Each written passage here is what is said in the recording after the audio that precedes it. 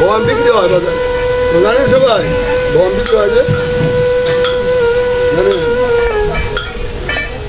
ভগবান বিক্রি হয় তো, তিনি আমাদের বিক্রি হয় না?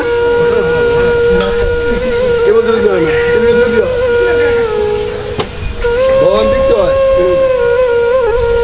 ভগবান কলিতে মানুষ আম কাঁঠাল কিনে কিনা, আম কিনে, কাঁঠাল কিনে, জাম কিনে, লিচু কিনে, শাড়ি কিনে, ভগবানও বিক্রি হয়।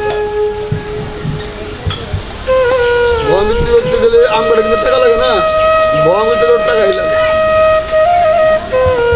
টাকাতেই সব হবে। ঠিক হলো না? ঠিক হলো? বলতে না তাদের টাকা তো ধরে বঙ্গি রাখতো, যার টাকা আছে, ধনীদের টাকা আছে না, বঙ্গি রাখতো না করে, বোন থাকে না, তো কিনে ঠিকই থাকে না।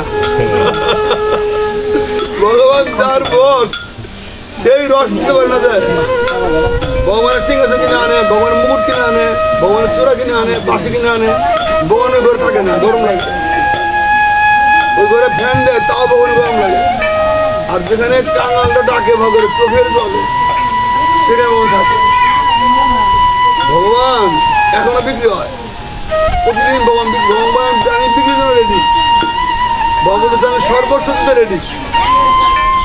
ভগবান বলতেছে আমার প্রিয়কে, আমার স্ত্রী আমার প্রিয় না। রাধে রাধে। ভগবান বলতেছে আমার স্ত্রী আমার প্রিয় না, আমার পুত্র আমার প্রিয় না, ভক্ত আমার যত প্রিয়।